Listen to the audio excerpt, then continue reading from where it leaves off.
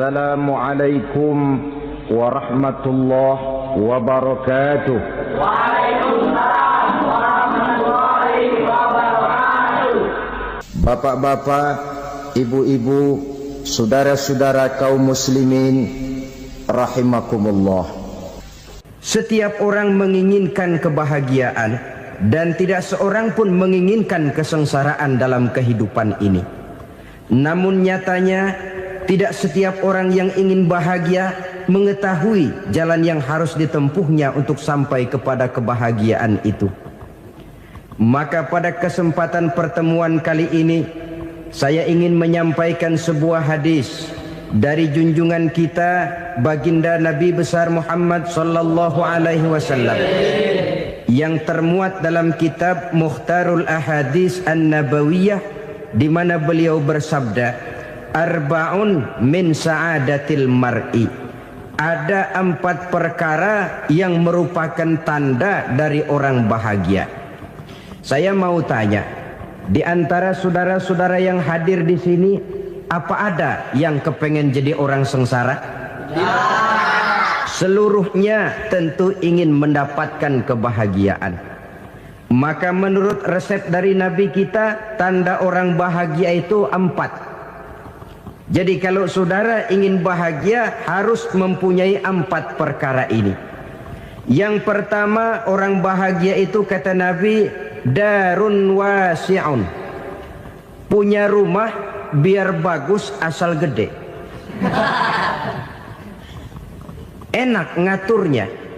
Daripada sudah punya rumah kecil, adanya di pinggir kali, gubuk, kalau hujan bocor, miring lagi, kiamat. Loh, kalau gitu Islam materialis dong. Hadis ini boleh diartikan dengan makna hakiki, arti yang sebenarnya. Boleh diartikan dengan makna majazi, arti kiasan. Kalau dia diartikan dengan arti kias, maka yang dimaksud darun wasi'un ay qalbun wasi'un. Rumah yang luas tidak lain daripada hati yang lapang. Karena di situ kunci kebahagiaan yang sebenarnya. Walaupun kita cuma tinggal di petak berukuran 2 kali 3 meter, kalau hati kita luas rasanya rumah itu.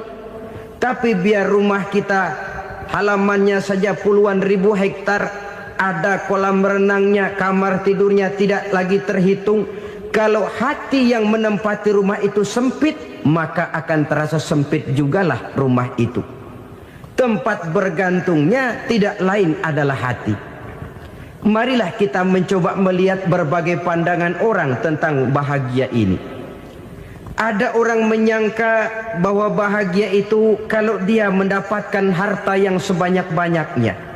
Siapa yang banyak harta, dialah raja. Apa yang dia mau, seluruhnya bisa dibeli.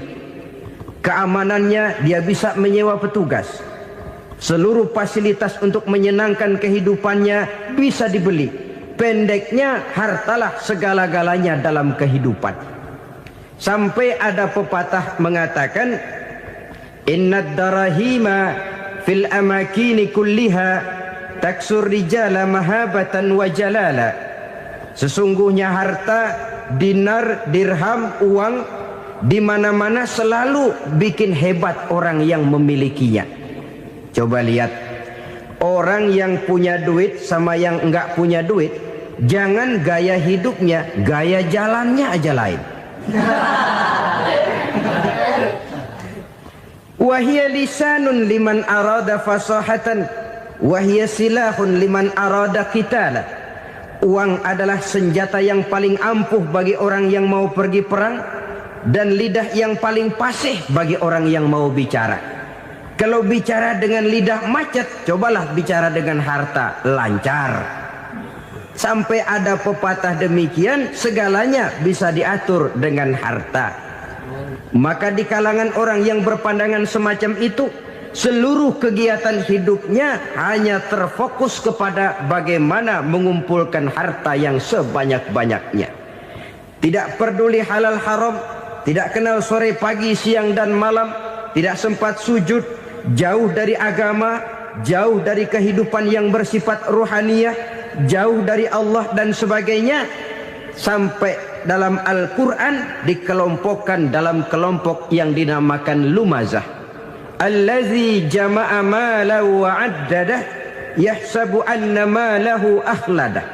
Mereka mengumpul-ngumpulkan harta sebanyak-banyaknya dan menyangka bahwa harta yang banyak itu dapat mengekalkan hidupnya, mengekalkan kekayaannya, mengekalkan kebahagiaannya. Saudara hadirin yang berbahagia, kalau pandangan hidup ini benar, artinya kalau harta memang merupakan satu-satunya hal yang dapat membuat orang bahagia, tentu di rumah mewah tidak akan pernah ada tangis derita. Tentu di satu tempat di mana fasilitas hidup serba menunjang tidak ada yang namanya penderitaan. Tapi suka dan duka, sedih dan gembira, senyum dan tawa adalah milik setiap orang, baik dia punya harta maupun dia tidak punya harta. Nyatalah bahwa harta semata-mata bukan merupakan jaminan bahwa orang akan bahagia, walaupun tanpa harta orang sulit untuk bahagia. Saya mau cerita, ada orang super kaya, namanya Aristotle Onesius, raja tanker Yunani. Dia punya kapal tanker saja konon sampai 11 banyaknya. Punya perusahaan penerbangan yang disebut Olympic Airlines.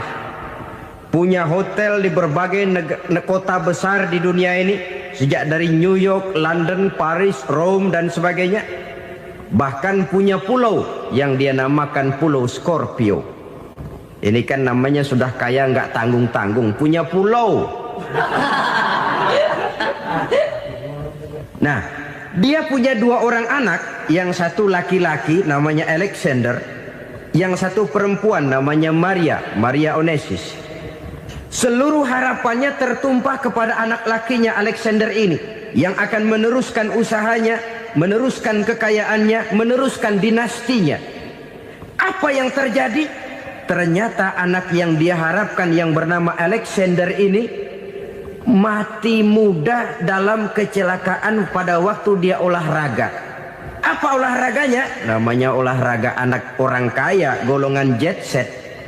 Olahraganya olahraga pesawat terbang. Jatuh, ya nggak kapungut, habis mati.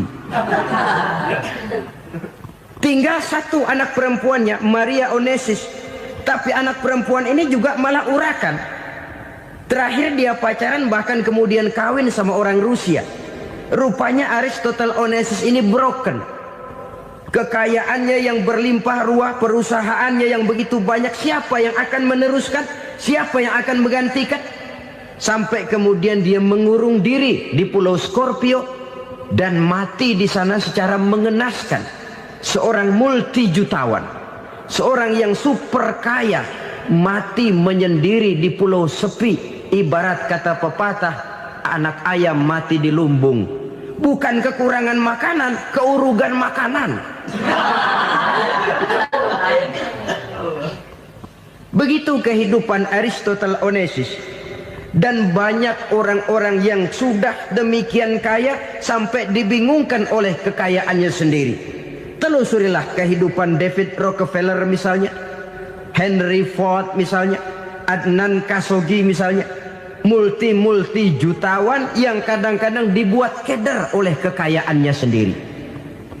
Pantas ketika Imam Ali ditawarkan orang, "Ya Ali, kalau kepadamu disuruh pilih ilmu atau harta, kau pilih mana?" Ya jelas pilih ilmu dong. Kenapa? Pertama, ilmu kalau kita berikan kepada orang lain tambah. Tapi harta kalau kita berikan kepada orang lain kurang. Saudara punya uang 10.000, dibagi orang 5.000, jelas uang saudara berkurang.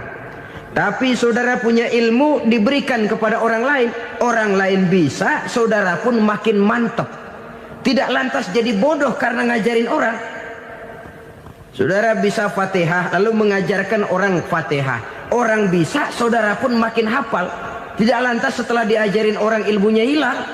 Begitu datang dia minta orang tolong ajarin saya Fatihah. Udah habis, nggak ada.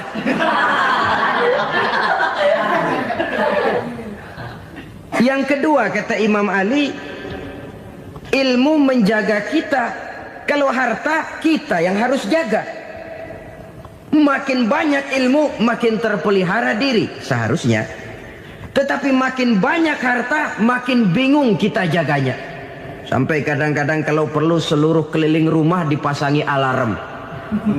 Belum cukup disewakan anjing besar-besar, pasang di depan pintu, awas anjing galak. Masih belum cukup juga, cari centeng tukang-tukang kepruk jaga rumah. Masih terasa belum aman, padahal rumahnya dikelilingi tembok besar. Di balik tembok ada pintu-pintunya tebal. Di balik pintu itu terbuka masuk kamar, kamar pun ada pintunya, pintunya pun kuat. Masuk ke dalam kamar ada lemari, lemarinya pun pintunya kuat, dikunci, kuncinya pun kuat. Tapi terhadap seluruhnya yang timbul cuma sekedar was-was saja. Kesimpulannya sekali lagi, tanpa harta orang memang sulit untuk bahagia. Tapi harta semata-mata tidak merupakan jaminan orang akan bahagia. Dengan hati yang luas, itu modal utama untuk mencapai kebahagiaan hidup. Orang yang hatinya luas, saudara-saudara, punya hati yang lapang, melihat kenyataan hidup ini, dia bersyukur senantiasa kepada Allah. Lantas tidak timbul hasud dan iri hatinya. Oleh karena itu jiwanya selalu lapang. Kalau tidak, cupik hati namanya. Dangkal pandangan, tidak senang melihat orang lain dapat nikmat, dan itu sering dijadikan contoh. Kalau orang yang lapang dada, dia lihat tetangganya beli TV baru, dia berkata, alhamdulillah ya, tetangga kita beli TV, mudah-mudahan kita bisa ikut nonton.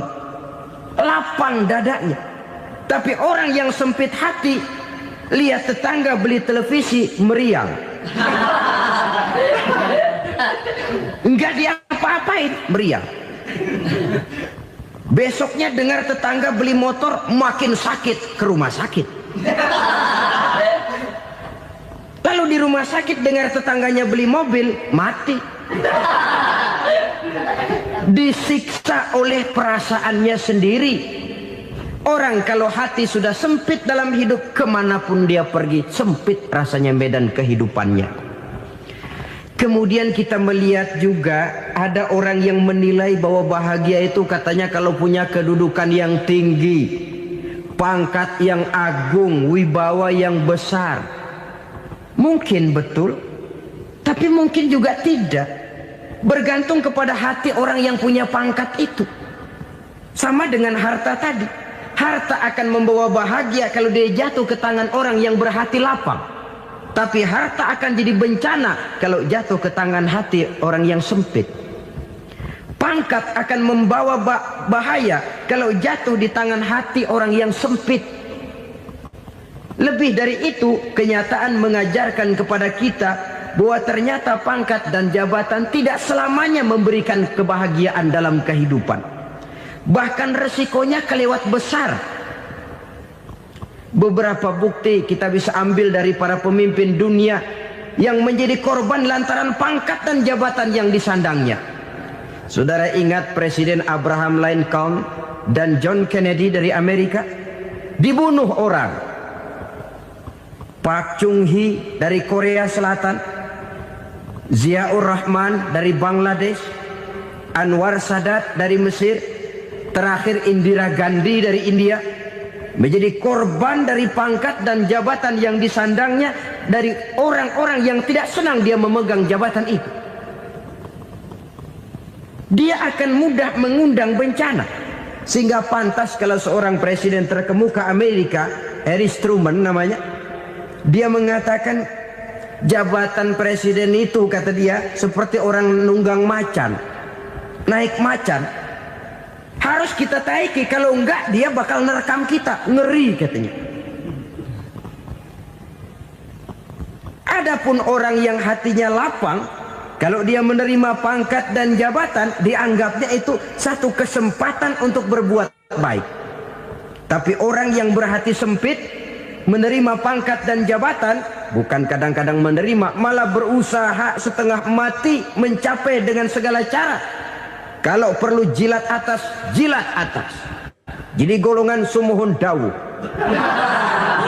Jadi kelompok kulon nuwun, yes sir, yang kerjanya cuma oke bos. Kalau perlu jilat atas, jilat atas. Kalau perlu injak yang bawah, injak yang bawah. Perlu sikut kiri kanan, sikut kiri kanan. Yang penting pangkat dapat, jabatan dapat. Orang yang semacam ini, kalau sudah mempunyai pangkat dan jabatan, biasanya dia tidak menganggap itu sebagai amanah, tidak menganggap sebagai kesempatan berbuat baik, tapi malah kesempatan untuk memperturutkan hawa nafsunya yang dilatar belakangi oleh kesempitan hatinya tadi. Apalagi kalau orang memperoleh pangkat karena banyak mengeluarkan uang, seakan-akan pangkat dan jabatan itu sekarang macam proyek pakai tender. Siapa yang berani bayar segini naik, nggak berani minggir. Padahal logikanya, kalau orang mencapai satu jabatan karena banyak mengeluarkan uang, hampir bisa dipastikan bahwa setelah jabatan itu dia pegang, langkah pertama yang akan dilakukannya ialah berusaha bagaimana uang yang dia keluarkan supaya kembali. Ya paling kurang pulang modal dulu dong. Soal mikirin rakyat soal nanti, tapi ini modal harus pulang. Itu celakanya kalau orang memperoleh pangkat dan jabatan cuma karena banyak mengeluarkan uang. Jarang orang yang mempunyai keyakinan dan pandangan bahwa pangkat dan jabatan merupakan amanah. Jadi sekali lagi, pangkat dan jabatan mungkin saja membawa kebahagiaan kalau jatuh ke tangan orang yang berhati lapang. Tapi bisa jadi bencana kalau dia jatuh ke tangan orang yang mempunyai hati yang sempit. Dan lagi-lagi stresnya hati yang lapang. Lalu sebagian orang, saudara, ada yang berpandangan katanya bahagia itu kalau jadi orang terkenal, mempunyai popularitas, menjadi idola di kalangan remaja, di kalangan orang tua, di segala lapisan masyarakat. Padahal makin populer orang makin terikat dia. Ya kalau macam kita ini kan nggak punya nama, nggak populer, tengah malam buta mau nongkrong di warung Tegal aman. Tapi pangkat, jabatan, kedudukan, popularitas menyebabkan kita diikat dengan berbagai macam peraturan. Cuma mandi sama ke WC saja yang nggak dikawal.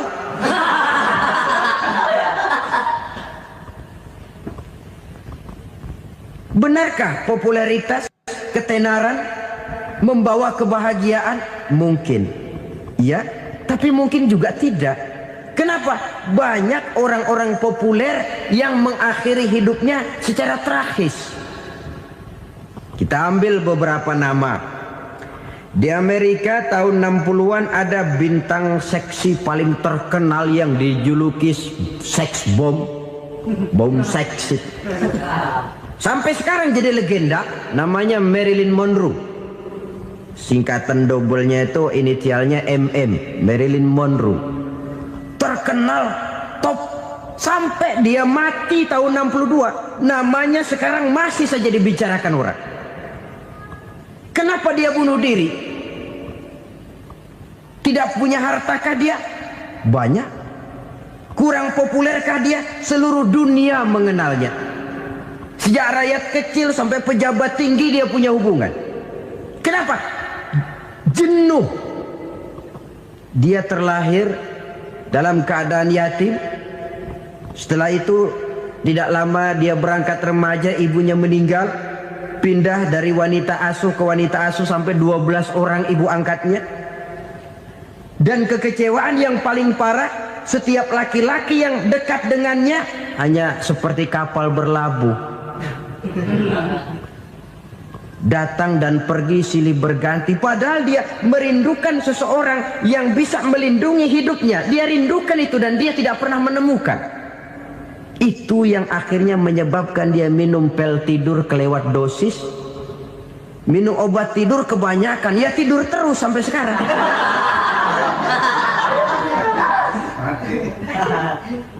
Dia mengakui, saya telah memiliki ketenaran, tapi saya tidak pernah hidup dalam ketenaran itu.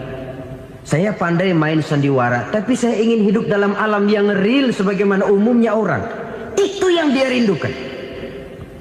Menyusul jejak yang namanya Marilyn Monroe ini, Billie Holiday, saudara kenal tentu, di rumah sakit dirawat. Dia juga minum obat overdosis, mati lagi. Jimi Hendrix minum obat tidur overdosis kelewat batas, mati lagi. Lalu yang menghanyutkan diri di danau, Janis Joplin dan Brian Jones. Ini orang-orang populer, orang-orang terkemuka yang mengakhiri hidup secara tragis, bukan karena tidak terkenal, mungkin karena sudah saking terkenalnya. Contoh paling belakangan, Bruce Lee.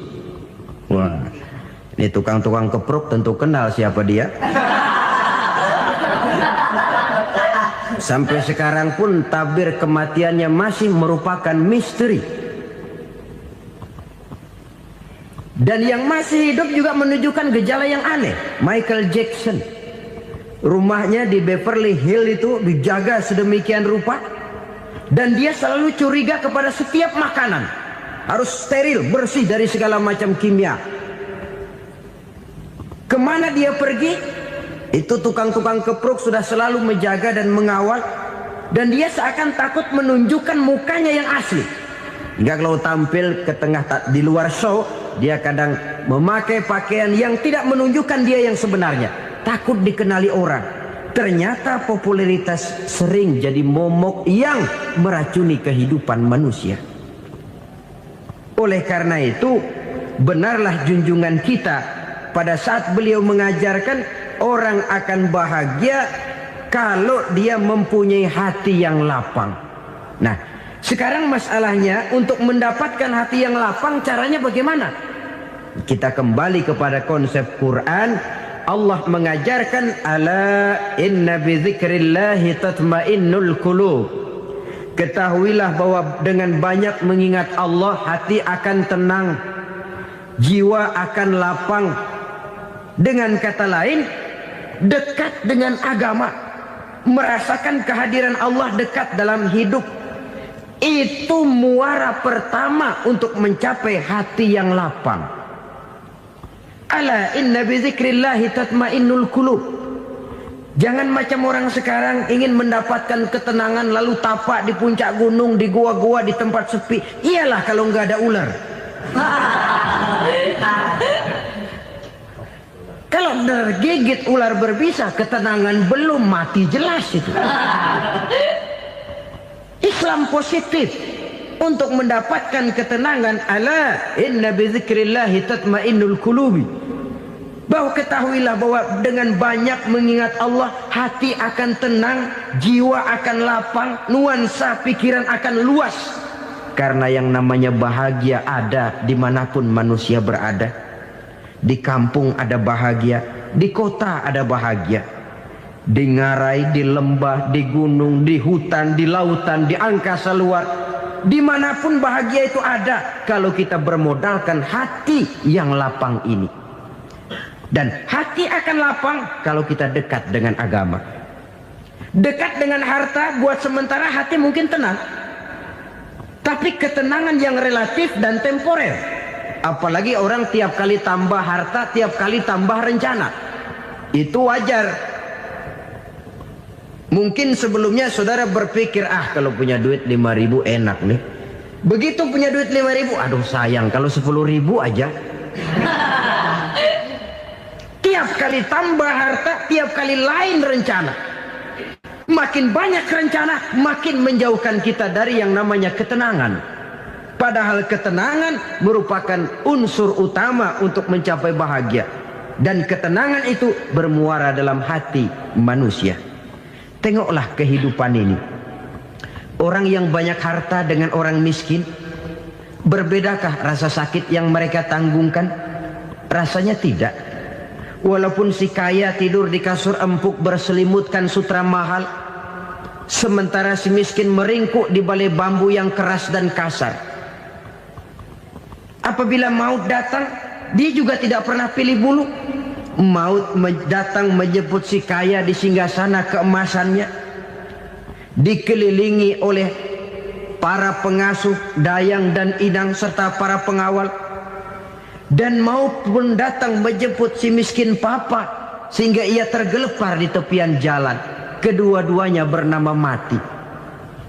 Kalau nyata bahwa sakit yang ditanggung si kaya tidak beda dengan sakit yang ditanggung si miskin, bukan harta semata yang membuat orang bahagia. Hati yang tenang, jiwa yang lapang penuh kedamaian, karena banyak berzikir dan mengingat Allah, itu merupakan modal utama untuk mencapai sesuatu yang bernama bahagia.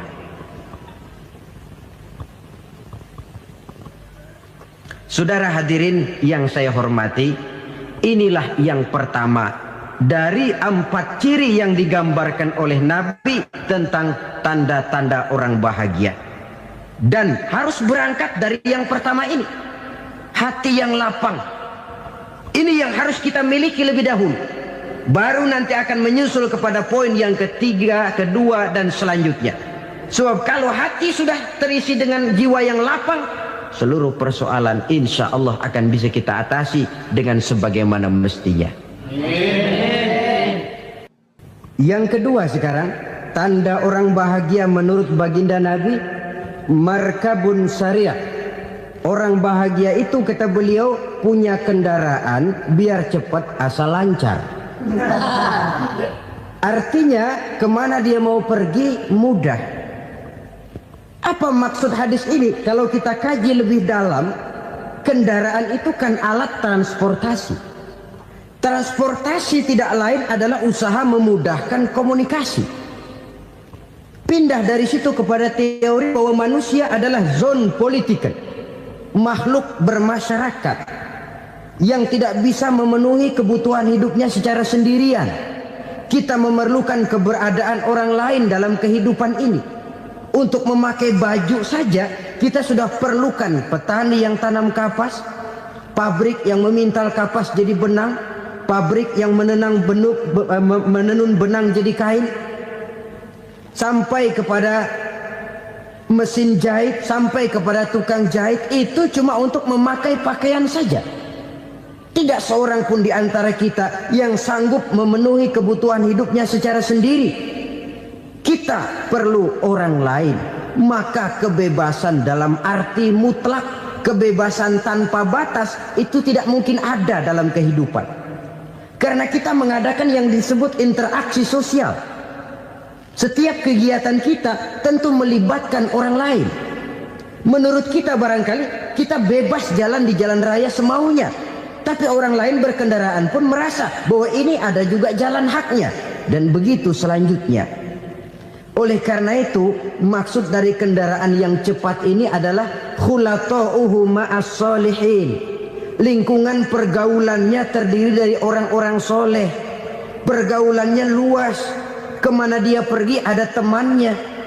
Kesulitannya ada tempat dia cerita. Dan kesulitan kalau sudah diceritakan kepada orang lain, taruh kata orang itu tidak bisa menolong, namun menceritakannya kepada orang yang kita percayai, kan paling kurang sudah mengurangi beban jiwa, mengurangi tanggungan batin, merasa masih ada tempat kita cerita. Maka lebih baik orang awam yang mau bergaul ketimbang orang setengah alim tapi ngunci pintu. Sebab nantinya akan timbul sikap picik, cupik pandangan, dan tidak luas menghadapi kenyataan dalam kehidupan ini. Namun yang harus kita garis bawahi, pergaulan memang mesti luas. Namun jangan sekali-kali lupa bahwa pergaulan sangat besar pengaruhnya dalam ikut membentuk kepribadian manusia. Sehari-hari bisa kita bilang, kalau kita dekat sama tukang minyak wangi, sekalipun nggak dibagi minyaknya, baunya tentu dapat. Betul? Betul. Tapi dekat sama tukang elas, walaupun nggak kena apinya, asapnya mesti kena. Kalau Syauqi mengatakan lebih jelas lagi, man asyaral asrafa asa musyarrafan wa muasyiral anzali ghairu musyarrafin. Awalam taral jildal hakira muqabbalan bisagri lamma sara jildal mushaf. Siapa yang bergaul dengan orang mulia, dia bakal ikut menjadi mulia. Tapi siapa yang berteman dengan orang hina, dia tidak bakal ikut menjadi mulia. Tidakkah kau lihat, kata Syauqi, kulit kambing yang hina pun dicium orang ketika menjadi kantong Quran. Kulit kambing hina, kalau dia sendirian gak ada yang mau cium. Tapi begitu dia bergaul dengan Quran, menjadi kantong Quran, dipakein minyak wangi, ditaruh di tempat yang tinggi, mau diambil dicium dulu, dibawa dengan penuh hormat dan hati-hati. Kulit kambing yang hina lantaran berteman dengan Quran, numpang mujur. Tapi coba lihat kalau kulit kambing berteman dengan kayu, jadi beduk, habis. Zohor dikemplang, asar dipukul. Itu pun sedikit saja, cuma salah milih teman. Yang temannya Quran dihormati orang, yang temannya kayu lantaran jadi beduk, gelap-gelap subuh orang udah kemplangin.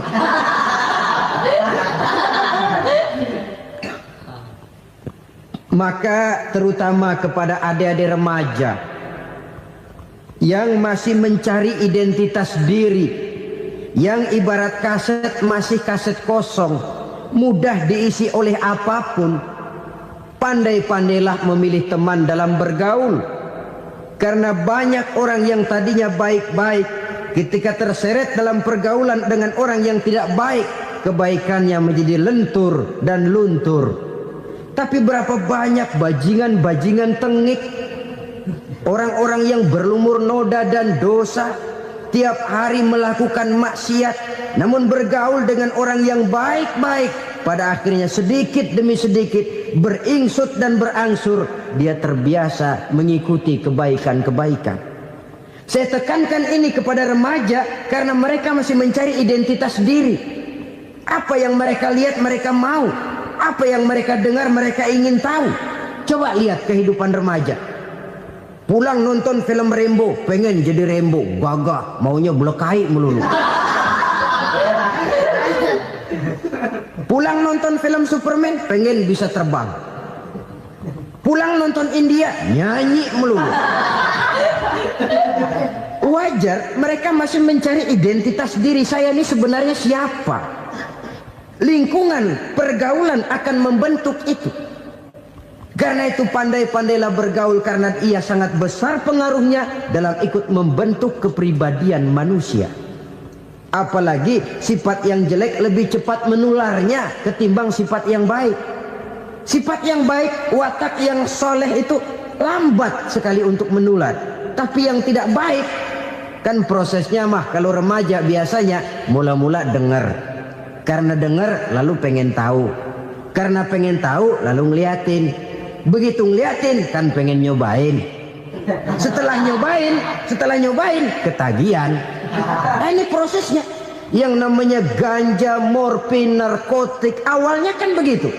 Mula-mula dengar, katanya kalau sudah fly to the sky, sudah melayang ke langit, katanya disitulah puncak kebahagiaan. Mulanya cuma dengar. Karena dengar pengen tahu. Karena pengen tahu lalu ngeliat, kumpul sama orang yang suka ngeganja. Setelah ngeliat, nah pengen ngerasain. Begitu ngerasain enak juga, ketagihan. Kalau sudah ketagihan jadi penyakit kronis, bisa merembet kepada yang lain. Iya, kalau orang tuanya mampu untuk beli morfin, beli ganja. Kalau tidak kan pikirannya ngayap, jemuran siapa ya gue sabet. Timbullah perbuatan-perbuatan negatif yang bermula dari salah pergaulan.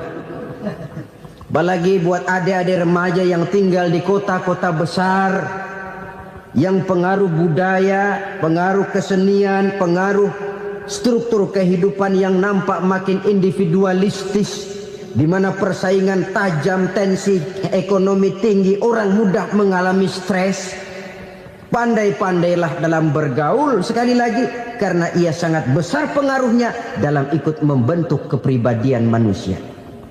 Orang bahagia punya kendaraan yang cepat, artinya punya pergaulan yang luas, dan lingkungan pergaulannya terdiri dari orang-orang yang soleh. Kemana dia pergi, ada teman. Kesulitannya, ada tempat dia cerita. Tapi kalau sudah menyendiri, hidup sendiri, kesulitan dipikiri sendiri, bisa mati belum waktunya. Tidak ada tempat berbagi rasa, tidak ada tempat bercerita, tidak ada tempat mengurangi beban dalam kehidupan. Pantas betul kalau Islam sangat menggalakkan dan menganjurkan orang kalau sudah sampai waktunya itu untuk melangsungkan nikah. Kata Nabi, ya ma'syaras syabab man istata'a minkumul ba'at falyatazawwaj. Hai para pemuda, kalau sudah mampu memberi nafkah, kawinlah, nikahlah kamu. Kenapa? Sudah ada teman hidup, tempat berbagi rasa. Kesulitan kalau ada tempat cerita akan lebih ringan ketimbang kita telan sendiri, walaupun bobot kesulitannya sama beratnya.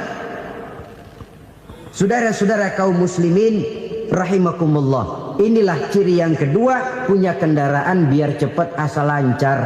Kemana kita mau pergi gampang. Dengan kata lain, setelah hati yang luas, pergaulan yang luas. Dua. Yang ketiga sekarang, tanda orang bahagia itu menurut Nabi, misbahun mudhi'un, punya lampu yang terang. Oh, itu enggak problem. Sekarang sudah zamannya listrik masuk desa, Pak. Lampu sudah terang semua. Betul, kalau itu yang dimaksud. Tapi tidak cuma itu. Karena lampu yang dimaksud di sini, lampu yang akan menerangi seluruh perjalanan hidup. Dan perjalanan hidup itu sudah dimulai sejak kita terlahir ke alam ini, sampai masuk ke alam barzah, kumpul di padang mahsyar, sampai ke akhirat. Lampu yang menerangi itu yang diperlukan. Kalau lampu, katakanlah yang paling top sekarang kan lampu jenis Mercury. Taruhlah itu di rumah kita, dia cuma menerangi rumah kita, menerangi hati pun tidak sanggup. Bila kita masuk ke alam barzah, alam kubur, sanggupkah si Mercury yang begitu terang menerangi alam barzah kita? Tidak sanggup lagi. Sanggupkah lampu yang ratusan watt, bahkan puluhan ribu watt menerangi kehidupan di padang mahsyar? Tidak akan sanggup lagi. Kalau demikian, yang dimaksud lampu yang terang di sini apa? Tidak lain amal soleh, kebajikan yang kita lakukan dalam hidup. Itu yang akan jadi lampu penerang. Di dunia nama kita akan terang. Jasad kita boleh hancur terkubur tanah, tapi nama kita akan dikenang orang. Begitulah kalau orang meninggalkan kebajikan dalam hidup seperti sekarang. Ribuan orang tiap saat berziarah ke kubur Imam Syafi'i, ke kubur Imam Malik, ke kubur Imam Ghazali, ke kubur orang yang baik-baik, orang yang soleh-soleh. Kebajikannya yang ditinggalkan, yang mengukir namanya dengan tinta emas. Sehingga saudara sudah terbaring di alam kubur, orang lewat, Allah, ini kuburannya Fulan bin Fulan, dulu ini kebaikannya Masya Allah, saya ikut merasakan. Mari kita mampir sebentar, kita Fatihah. Mohon disampaikan Allah pahalanya kepada almarhum. Al-Fatihah. Itu kalau orang baik-baik. Lalu saudara tanya, Pak, orang mati dikirimin Fatihah apa nyampe pahalanya? Saya jawab, kalau saudara nggak percaya, mati dulu dah. Nanti saya Fatihain, tungguin di sana. Umpama nggak sampai, balik lagi kemari. Sekarang ini kan maunya otak-otakan saja. Kalau nggak masuk otak, nggak percaya. Padahal alam gaib itu nggak bisa diotak-otakin. Sama saja dengan saudara pernah dengar cerita kapal Tampu Mas tenggelam kan?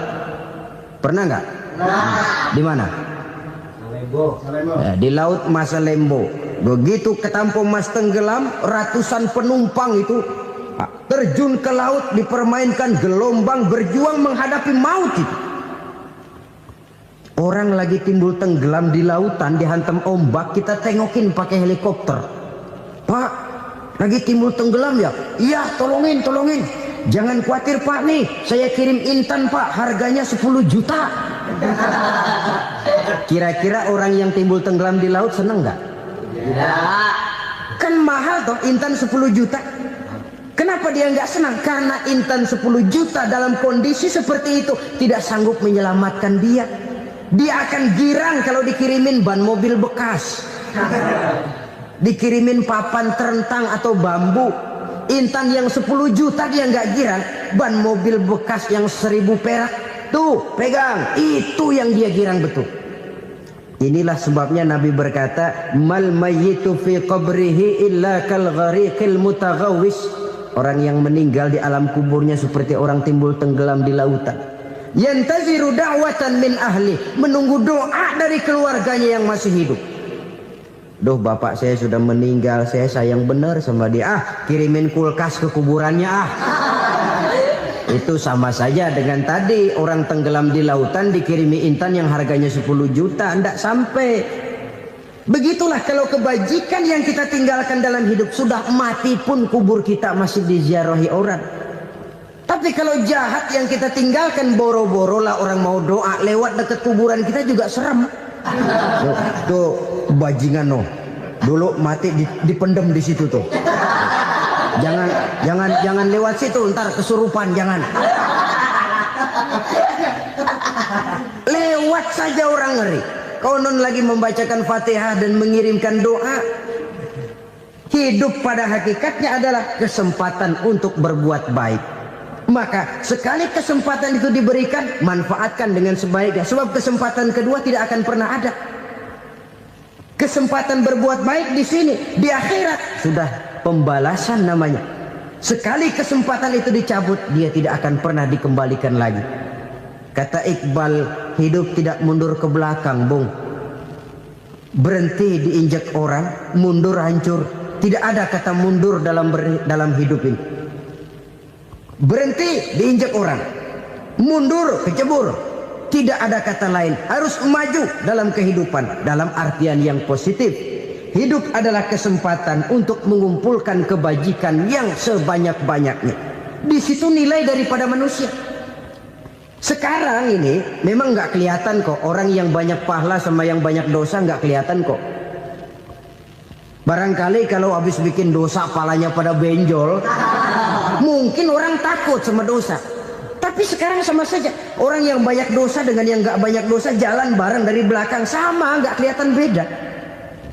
Tapi ada waktunya di mana pahala memegang peranan, di mana dosa diperlihatkan.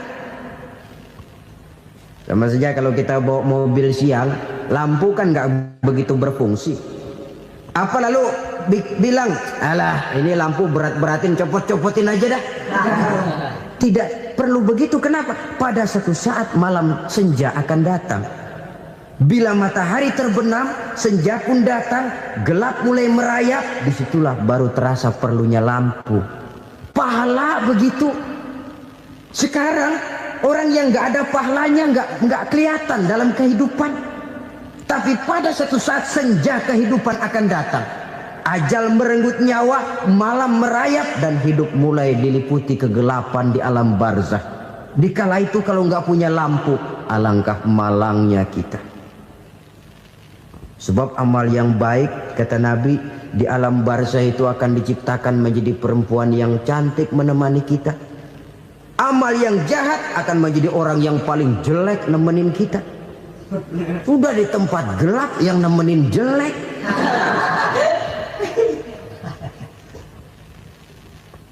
Kaum muslimin rahimakumullah. Kalau demikian masalahnya, tergantunglah kita pandai memanfaatkan waktu. Al-waktu kasayf, waktu itu cepat sekali. Yang namanya waktu itu tahu-tahu.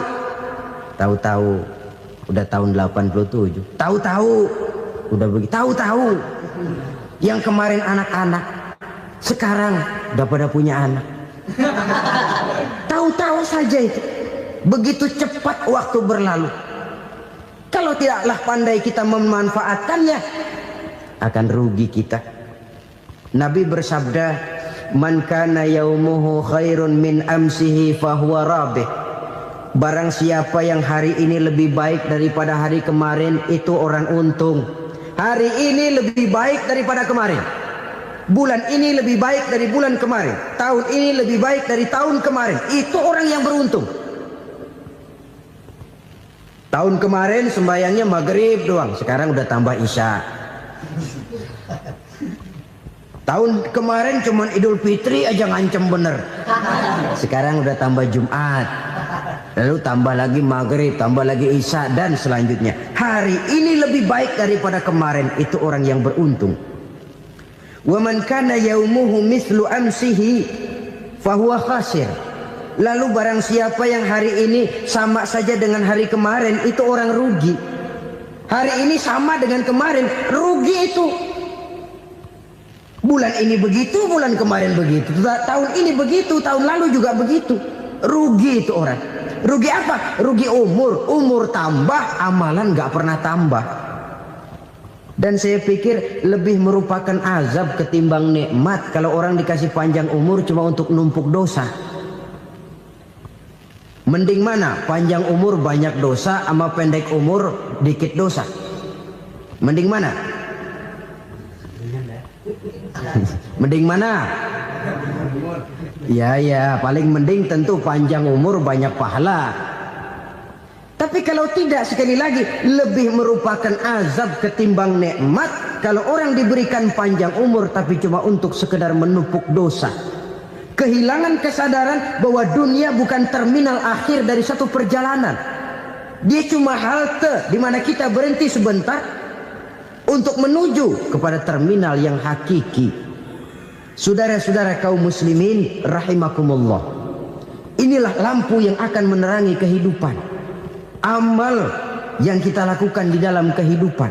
Jadi yang dimaksud dengan lampu yang terang, kebajikan yang kita kerjakan dalam hidup. Nah, setiap orang di awal tadi saya bilang ingin bahagia. Bahagia itu kan hakikatnya kumpulan senang dan selamat. Senang, selamat. Apa bedanya? Senang tapi tidak selamat, nggak bahagia. Selamat tapi nggak senang, nggak bahagia orang. Contoh, kalau orang korupsi, duitnya banyak, senang dia, tapi keselamatannya. Ada tentara baris di samping rumahnya udah bingung, padahal tentara latihan. Tentara cuma latihan, dia bingung. Senang, tapi karena keselamatannya tidak terjamin, dia tidak bahagia. Sebaliknya pegawai negeri jujur benar, cuma segaji-gajinya. Selamat, nggak korupsi, tapi melarat, ya nggak bahagia juga, kurang senang. Kesenangan dan keselamatan untuk dunia saja, ya sekali lagi, kalau cuma sekedar untuk dunia saja, bisa dibeli pakai uang. Bisa dibeli pakai uang. Saudara ingin selamat, bisa dibeli pakai uang. Saudara ingin senang, bisa dibeli dengan uang. Tapi setelah mati, masuk ke alam barzah, habis kekuasaan uang. Nggak bisa lagi beli keselamatan pakai uang. Tidak mungkin lagi membeli kesenangan dengan uang. Di situ pahala yang megang peranan. Makin banyak pahala, makin banyak saham untuk membeli kesenangan dan keselamatan, untuk memperoleh yang namanya bahagia. Dan jangan lupa loh, di alam barzah kita nggak sebentar, menunggu datangnya kiamat. Loh iya, kalau kita begitu dikuburin terus kiamat datang, untung. Tapi kalau masih harus 1000, 2000, puluhan ribu tahun yang akan datang, dalam satu penantian yang begitu lama, tanpa saham untuk memperoleh kebahagiaan, satu kemalangan yang tidak ada pernah putus-putusnya. Janganlah tergelincir oleh kebahagiaan sebentar yang menipu dengan mengorbankan kebahagiaan hakiki yang berjangka panjang. Apa artinya senyum sejenak kalau harus ditebus dengan tangis seumur hidup? Biarlah kita minum jamu, pahit memang, getir memang, tapi kan besok badan sehat. Daripada sekarang minum sirup, manis memang, enak memang, tapi bibir pada jontor besoknya. Sirawan, batuk, nggak karu-karuan. Banyak orang tertipu oleh kesenangan yang sebentar, Padahal laisa kullu ma yalma'u zahaban. Belum tentu semua yang berkilat itu emas. Belum tentu semua yang gemerlap itu intan. Karena itu marilah manfaatkan kesempatan yang diberikan Allah ini untuk mengumpulkan kebajikan yang sebanyak-banyaknya. Yang terakhir sekarang, yang keempat, tanda orang bahagia kata Nabi. Zaujatun salihah. Orang bahagia itu tanda yang keempat kata Nabi, punya istri biar cakep asal taat. Sudah surga itu sudah. Cakep taat. Istri kayak gitu, kalau belum mati jangan dikuburin dulu. Sudah cakep taat lagi. Tapi kadang-kadang enggak, udah jelek ngadat melulu. Apa yang mau dipilih? Sebab itu Quran mengatakan istri pakaian untuk suami, suami pakaian untuk istri.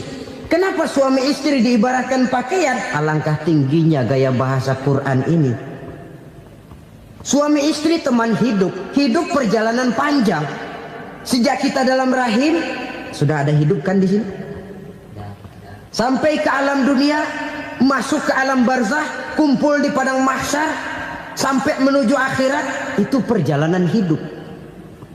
Carilah istri atau suami teman hidup yang membawa manfaat tidak hanya kehidupan di dunia ini, sampai di alam barzah, sampai di padang mahsyar.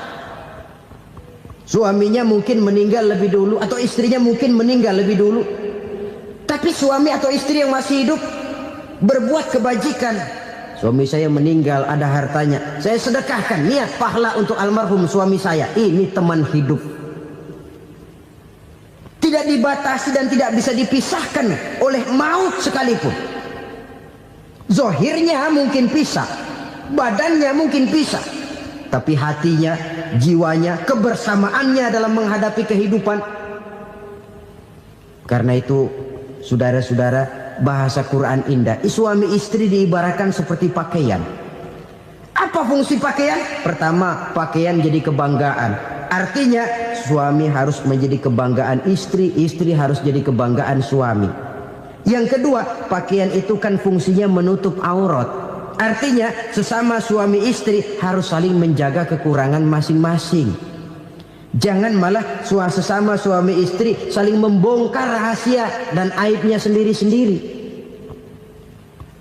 Istrinya diceritain jeleknya di mana-mana, atau suaminya dibongkar rahasianya di pasar umum. Itu sudah tidak lagi berfungsi sebagai pakaian. Kenapa semua ini diperlukan? Karena kita menyadari bangsa yang baik terdiri dari masyarakat yang baik. Masyarakat yang baik merupakan susunan dari warga yang baik. Warga yang baik adalah terdiri dari rumah tangga yang baik. Dan rumah tangga yang baik merupakan susunan dari pribadi yang baik. Dari situ langkah dimulai. Membangun satu bangsa yang baik diawali dengan membangun rumah tangga yang baik, dengan menciptakan pribadi-pribadi yang baik. Sehingga dari sini diharapkan berkembanglah nilai-nilai kebaikan. Orang akan bahagia mempunyai istri yang soleh. Kenapa? Tidak ada seorang suami bisa sukses jadi apapun dia, apapun profesinya. Dokterkah, kiaikah, mubalikah, petanikah, pengusahakah, pejabat tinggikah, tidak ada seorang suami yang bisa sukses tanpa peran serta istrinya.